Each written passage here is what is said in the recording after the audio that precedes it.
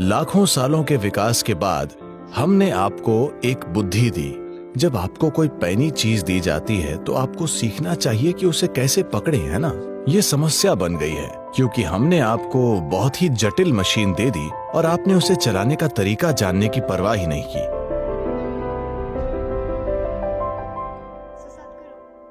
तो सद्गुरु, जीवन में कई बार होता है जब मैं बहुत बढ़िया कर रही होती हूँ, पूरी क्षमता में काम करती हूँ, मगर तभी अचानक एक भावना अंदर से आती है जो मुझे बताती है कि तुम्हारा पतन करीब है। ये मुझे परेशान करता है और शायद आप बस लैंड कर रही हैं।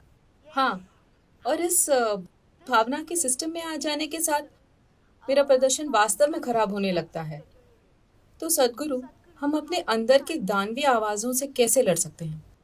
आपके अंदर कितने सारे दानव हैं? मुझे लगा कि सिर्फ एक दानव है, वो आप हैं। इसमें हमें बहुत स्पष्ट होना चाहिए।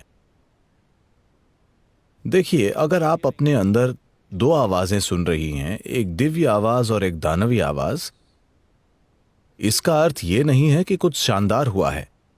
इसका अर्थ है कि आप या तो मानसिक रोगी हैं या प्रेतग्रस्त हैं। हाँ। आपको या तो मनोवैज्ञानिक की जरूरत है या ओझा की। तो यह बहुत महत्वपूर्ण है। ऐसा लोग धर्म के नाम पर, आध्यात्मिकता के नाम पर, हर चीज के तथाकथित आधुनिक समाधान के नाम पर कर रहे हैं। कई रूपों में यह अभिव्यक्त हो रहा है।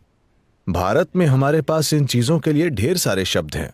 अगर आप किसी से कुछ कहें, ओह ये मेरे संस्कार है, मेरा अहम ऐसा कर रहा है, ये मेरी आत्मा है, ये मेरा ये है, ये मेरा वो है।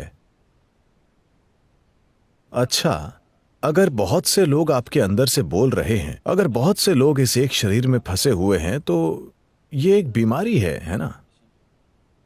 हेलो? अगर इस शरीर में एक से अधिक लोग हों तो ये बीमारी है या नहीं? सिर्फ एक। ये शरीर सिर्फ एक के लिए बना है ना? ये सबसे बुनियादी चीज है जो आपको करनी चाहिए। इसमें सिर्फ आप और आप और आप ही हों, कोई और दूसरा ना हो। जैसे ही कोई दूसरा होता है, ये एक चाल है। शुरू में आप ये चाल चलते हैं। जब कुछ अच्छा होता है, बिल्कुल ये मैं ही हूं। जब कोई चीज नहीं होती है, मैं नहीं जानता, कोई दूसरी आवाज, कोई और, मेरा अहम, मेरा।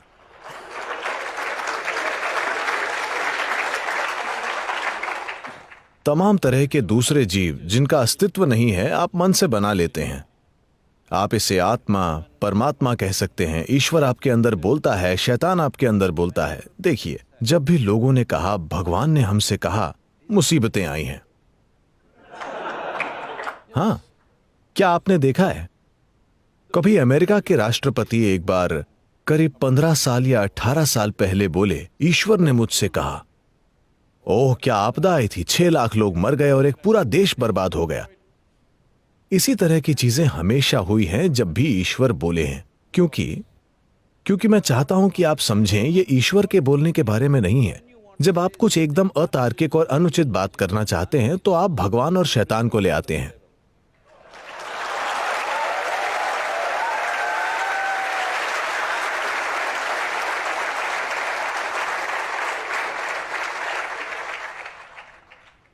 इसलिए अगर एक आवाज से अधिक है तो आपको बाकी आवाजें मारनी होंगी।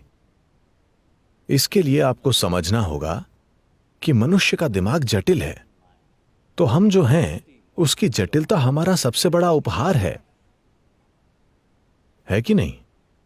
दिमागी जटिलता ही हमें वो बनाती है जो हम हैं। यह सबसे बड़ा उपहार है, मगर इसी से हर इंसान दुखी भी है। मैं आप सभी से पूछता हूं, पिछली बार कब आपको खंजर से मारा गया था? हेलो?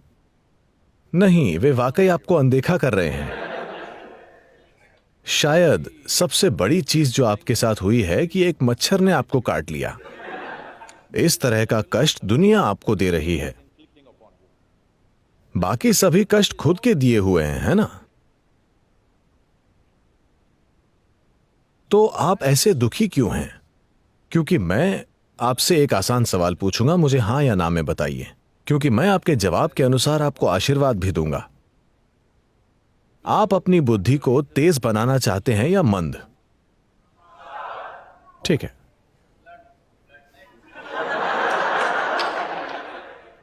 ये लोग किस विभाग के हैं?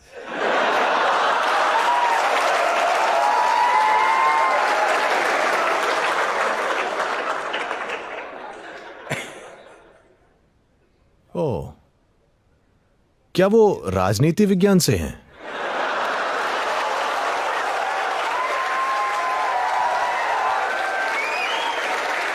Is it one of the disciplines, sir? क्या ये यहां एक विषय है? नहीं, फिर कैसे? आपके कॉलेज में घुसपैठ है।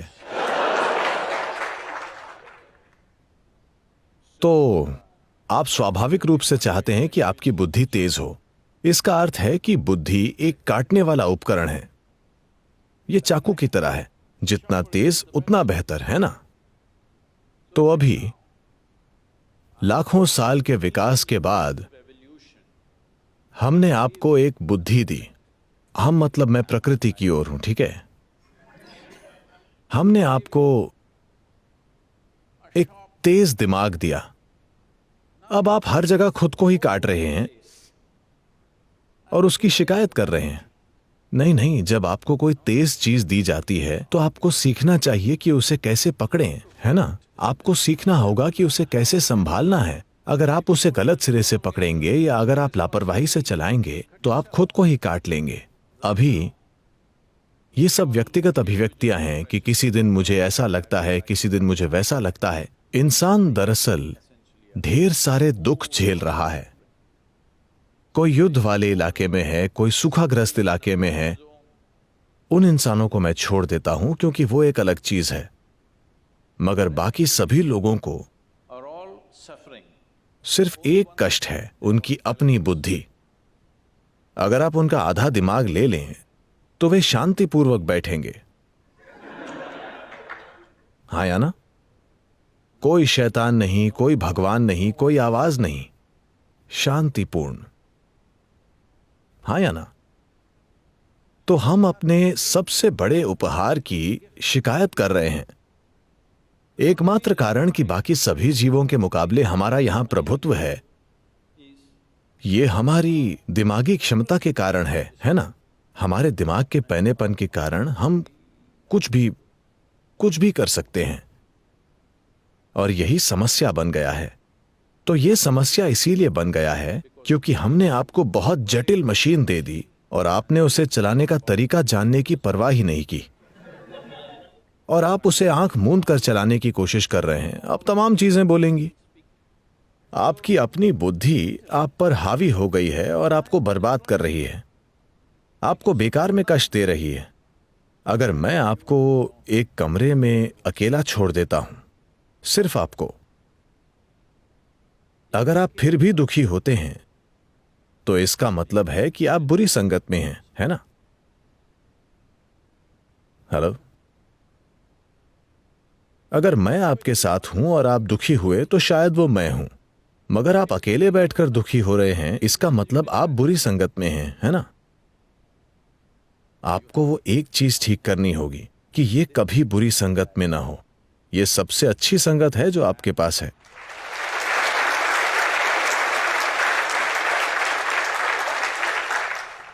इसके लिए एक सरल इलाज है। सरल इलाज बस ये है, आप बस इतना देखना शुरू कीजिए, मेरे जीवन में मेरे साथ जो भी हो, अच्छी चीजें हो, बदसूरत चीजें हो, बकवास हो, शानदार चीजें हो, चाहे जो कुछ भी हो, और मेरे जीवन में जो भी नहीं हुआ वो सब मेरी जिम्मेदारी है। तब सिर्फ एक व्यक्ति होगा। अगर आप देखते हैं कि यह मेरी जिम्मेदारी है तो सिर्फ एक व्यक्ति होगा, वरना यहां से भगवान बोलेंगे, वहां शैतान बोलेगा, यहां से आत्मा बोलेगी और कहीं और से परमात्मा बोलेंगे, और वे सब आपको पागल कर देंगे।